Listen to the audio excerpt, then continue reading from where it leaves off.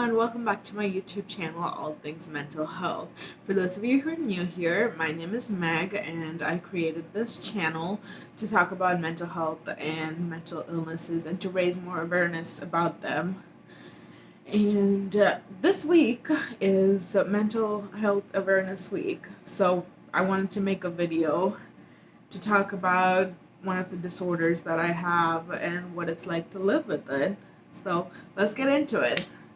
So borderline personality disorder, or BPD, is the name of the disorder, and it's basically marked as so if you Google this, you're gonna see something like an ongoing pattern of varying moods, self-image, behaviors, resulting in impulsive actions and problems in relationships. So this sounds really complicated and complex, so I'm gonna break it down. So, one of the easiest ways I can explain to people what it feels like to live with borderline personality disorder is that it feels like you feel everything. Every emotion you feel, just imagine that 10 times is how it feels like to have borderline personality disorder. So, if let's say a normal person feels sadness at level 10, a person with borderline personality disorder would feel it at level 30 or 40. The same with anger, with any emotion, with depression, with everything that we feel it at an elevated level. And this is, it's scientifically proven that we feel emotions at a higher level. And that's the easiest way to describe what it feels like to have borderline personality disorder. And one, the one of the greatest psychologists in today's world is Marsha Linehan, and I will link her book below. She is the one who came up with a treatment plan for people with borderline personality disorder, and one of the ways she describes people with this disorder is imagine a burn victim. You know how they're hypersensitive because of all the burns on their body? That's what it feels like emotionally to have borderline personality disorder. So we're often criticized in the media by calling us overly sensitive and dramatic, but the reality is that we physically feel everything at a higher level. We love too much, we care too much, we cry too much. And and there's a lot of negative talk about this disorder. There's a lot of stigma associated with it. A lot of people think people with BPD are really toxic and, they don't have what it takes to be a good friend or a good partner. And there's a lot of negative image regarding this personality disorder out there, and it exists even in the mental health community as well. And that's something I want to change, is because we're not uncaring, selfish people. That's completely wrong. That's the farthest thing from what we actually are. And it really sucks that we get a bad rep in our community as well as normally too. But so I want to talk more about it, and I'm going to go over first. I want to go over the symptoms. I keep looking away because I have my laptop open, and I wanted to, make this as scientifically accurate as I could, which is why I'm looking at my laptop to tell you what the symptoms are, and then I'll tell you what it feels like for me. So, the biggest symptom, or the first symptom that people talk about a lot with borderline personality disorder, is efforts to avoid imagined or real abandonment. So, the thing is, borderline personality disorder, the way it affects your brain is that you're always stuck in a black and white thinking. So, you're always thinking, OMG, they love me, or they hate me and they're gonna leave me. So, that's what happens when the switch, I was gonna say flitch, switch flips between they love me and they hate me, is that we think people close to us, our family, our friends, our partners, they're gonna leave us, and we're deadly afraid of that. And it's really hard to overcome that sometimes, because your brain is like, yeah, they're leaving you, he's leaving you. Like, for example, when I have a fight with my boyfriend, right, my brain's automatic reaction after the fight is, he's leaving me. That's what's gonna happen now. He's gonna break up with me. And then in my head, since I'm not only listening to this in my head, I'm also believing that he's actually going to leave me. And because of which I'm trying really hard to for him to not leave me. So I'm like apologizing and I'm, begging him not to leave me, and he's just like, we just had a fight. Chill out. I'm not leaving you. And it took a really hard time for us to come up with a system where, he understands that I will still feel like this every single time we have a fight, but that doesn't mean that he's going to leave me. And, you need constant reassurance that people in your life are not leaving you. And this is especially true if I have fights with my best friends or my parents. I feel like they don't love me anymore and that they're going to leave me, and it's a really hard fear to live with because you're automatically believing that it's true. Like, it's hard to get a word in edgewise when your brain's telling you something and it's going, it is true. It's hard to like make yourself understand that that's not true, that's not the case at all. So that's one of the bigger parts of BPD, is real or imagined abandonment. And one of the worst things that comes out of this symptom is that a lot of people get stuck in abusive relationships where they're so scared that somebody's going to leave that they will let the other person physically or verbally abuse them, and they think it's okay because they're not, as long as they're not leaving. And I know a lot of people through a community support who have BPD who have been stuck in abusive relationships, and it just sucks because people think we're the toxic ones, but we're not. We're being taken advantage of because we're so scared people are going to leave us. Okay, a little emotional. So the second one is unstable relationships with family and friends. That is swinging from extreme closeness and love to extreme dislike. So this is the black and white I was telling you about. People with BPD tend to think in black and white. There's no gray area. There's they love me or they hate me. There's no in between. And that's not the case in life, because most people, they don't have to love you, but they like you. And that's a hard concept to understand, because in my head I'm like, either you love me or you hate me.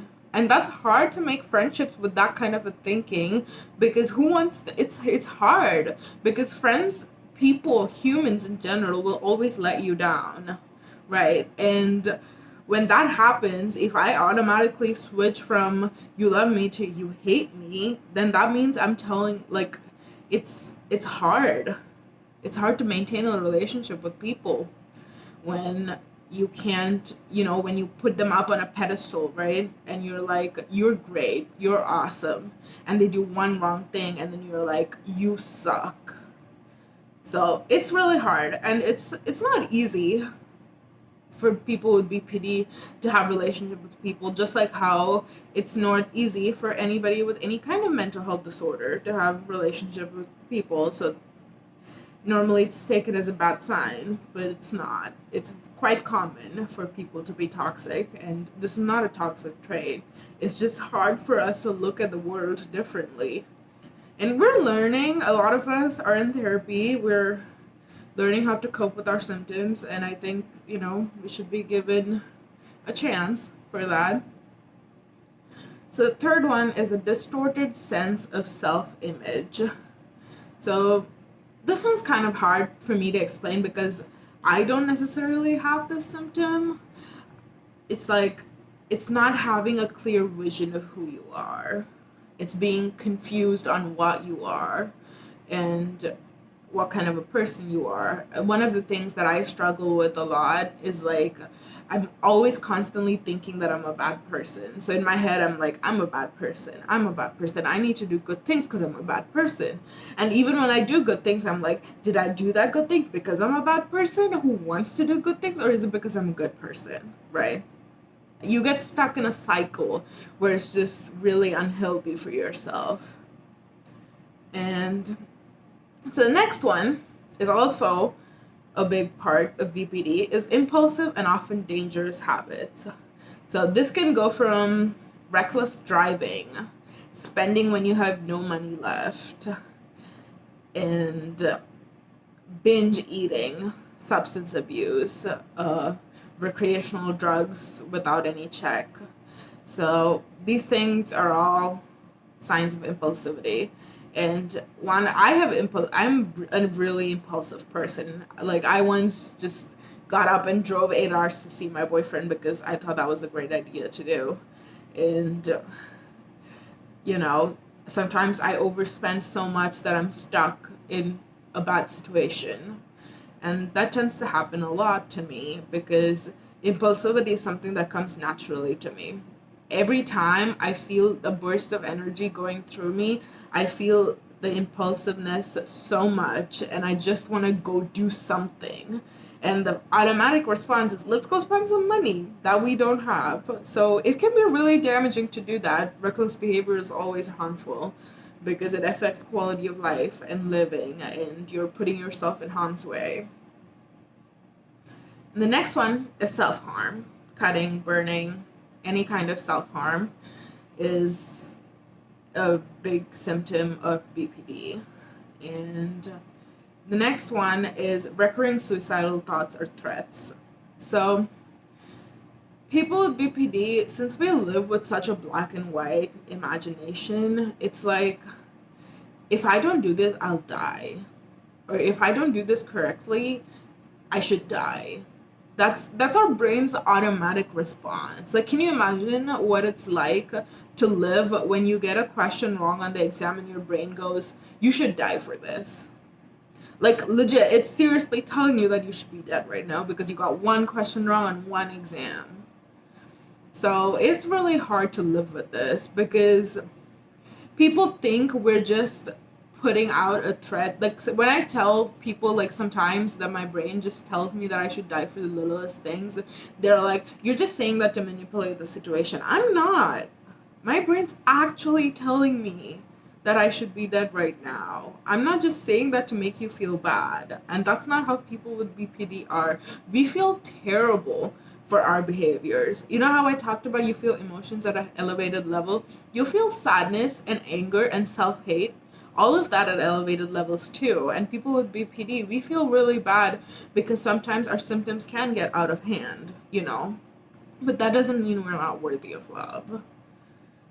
So the next one is intense and highly changing moods.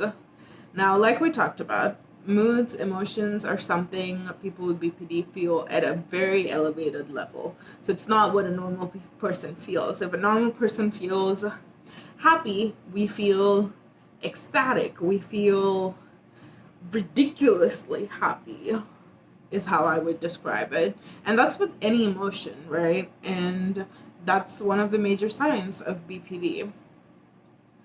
So the next one is chronic feeling of emptiness. This is something I struggle with a lot because I feel empty and depressed and numb a lot. And that's really hard to cope with because you're not suicidal, you're not in crisis, right? You're not in a position where you need immediate help, but you're also not feeling good. It's like being stuck in a pit.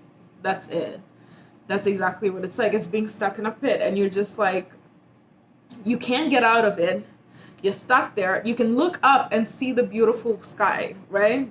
But you can't get out of it because it's too deep and you're just stuck there sitting and nobody knows how to help you. Nobody knows how to find you, you know? That's really hard to get over sometimes because it's just it just feels like a burden to even ask for help sometimes because of that. It's just hard, you know? So the next one is inappropriate or intense anger. I get angry quite a lot. I have anger issues and I've been working through that in therapy. But since you feel every emotion intensely, you also feel anger intensely. And the thing with anger is it doesn't always come alone. It can get out of hand quite a bit, so that's a problem. Next one is difficulty trusting. I also like to call this one paranoia because I'm a really paranoid person, like tinfoil crazy paranoid person, and that's really hard to live with because I'm always suspecting people's intentions. I'm always thinking, is somebody doing this just to get one up on me? Are they doing this to get back at me? Are they doing this to hurt me? Like, it's really hard when somebody's nice to me. I'm like, why are you nice to me? That makes no sense. Is this a ploy to get me to be vulnerable and then to hurt me? So it's really hard to live in this brain. It's not easy because thoughts are just running wild all the time. And the last one is feeling of dissociation. I'm gonna make a new video on just dissociation because it's a really big topic to cover. And dissociation, the um I just blanked out there for a second. So the explanation for dissociation that you find on internet is feeling of being cut off from oneself, seeing oneself from outside one's body, or feelings of unreality. Feelings of unreality, that's a new way of describing dissociation that I haven't read of before. So it's like it feels like everything is unnatural and that you feel like you're in a simulation. That's kind of how I describe dissociation. And like you're in another world, basically. Your brain's somewhere else. It's not here. So, yeah, those are the symptoms of borderline personality disorder. Now, let's talk about why people think we are toxic people. So, a lot of people tend to think that people with BPD have toxic traits, which everybody has toxic traits. So that's not like a BPD thing, that's a person thing, first of all. Second of all, living with BPD is really, really hard. It's like a constant battle of trying to survive.